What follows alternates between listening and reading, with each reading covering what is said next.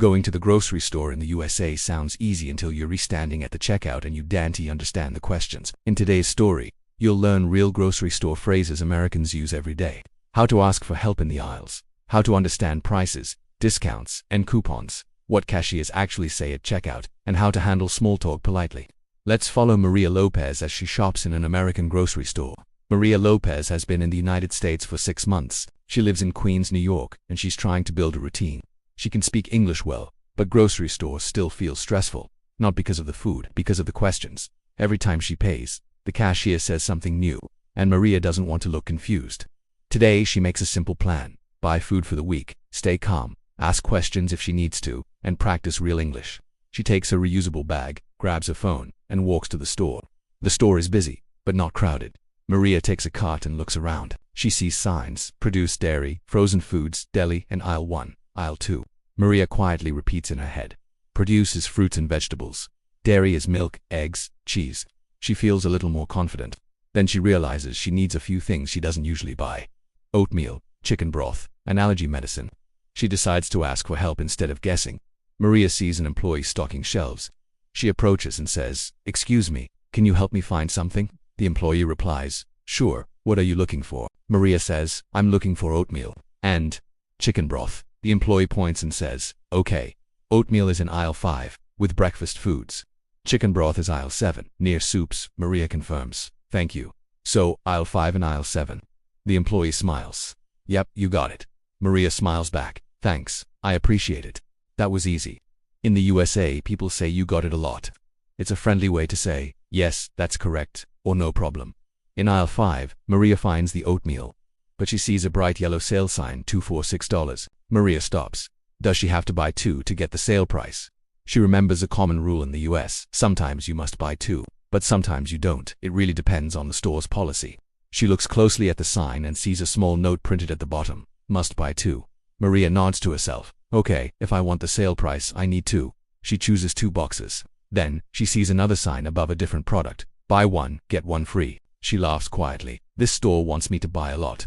She checks her list and stays focused on what she actually needs. Next, Maria goes to the produce section and picks up some apples.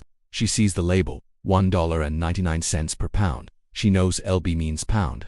In the US, many fruits and vegetables are priced by weight, not by the item. She grabs a plastic bag, puts a few apples inside, and ties it.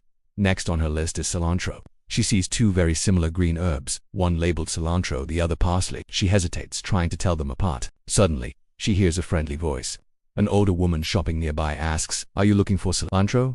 Maria turns, a little surprised. "Yes, I'm not sure which one is cilantro." The woman smiles and points. "This one is cilantro. Parsley smells different." Maria leans in and smells it. "Oh, thank you so much," the woman replies warmly. "No problem, honey." Maria smiles again. Small, kind moments like this are what help immigrants feel welcome and more at home in a new country. Now, Maria wants turkey slices for sandwiches, so she heads to the deli counter. The display is full of choices: smoked turkey, oven-roasted turkey, honey turkey, low-sodium turkey. The worker behind the counter looks at her and asks, "Hi, what can I get for you?" Maria speaks slowly and clearly. "Hi, can I get turkey slices, please?" The worker asks, "Sure. What kind would you like?" Maria pauses for a second, then decides, oven-roasted turkey." The worker continues, "Okay, how much do you want?" "Half a pound." "1 pound." Maria thinks. She doesn't want too much. "Half a pound, please." Then comes another question Maria didn't expect. "Do you want it sliced thin or sliced medium?" She stays calm and answers, "Medium is fine." The deli worker nods. "All right, anything else?" Maria replies, "No, that's all. Thank you." This kind of conversation is very common at American delis. Workers will always ask about quantity and your specific preferences, so it's good to be prepared. Finally, Maria goes to the pharmacy aisle for allergy medicine. The wall of options is overwhelming. She sees labels like non-drowsy, 12-hour relief, 24-hour relief, generic, and brand name. Maria wants something affordable. She sees a store brand that says, compared to Claritin. She wonders, is it really the same?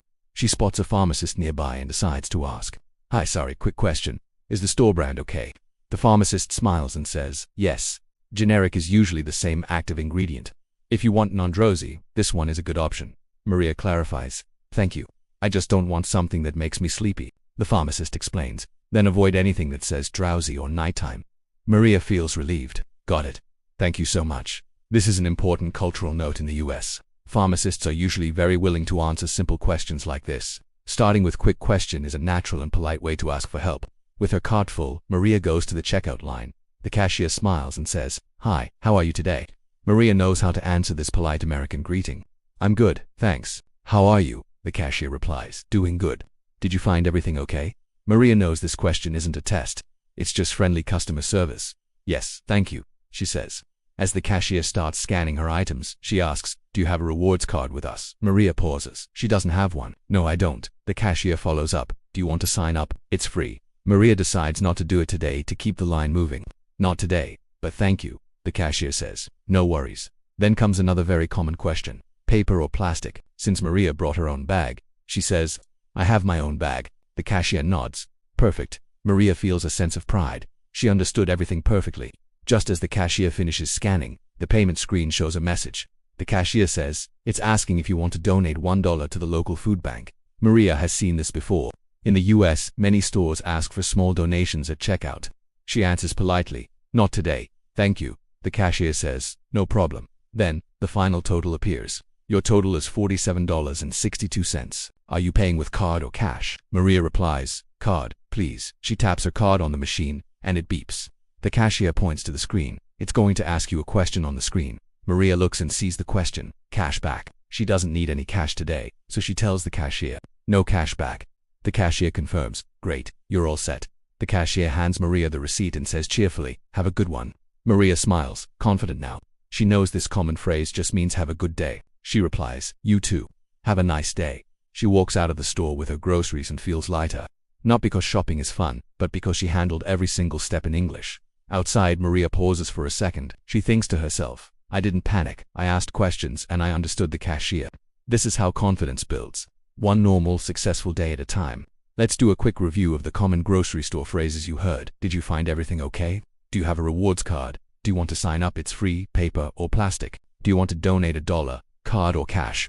Do you want cash back? And of course, have a good one. Today you learned how to ask for items by aisle, how to understand sales, like 2 for $6 in BOGO, how deli ordering works with quantities and slicing preferences, what cashiers really say in the USA, and how to answer all of their questions quickly and politely. Practicing these phrases will make your next trip to the grocery store so much easier. Thanks for watching, and don't forget to subscribe for more real-life English lessons.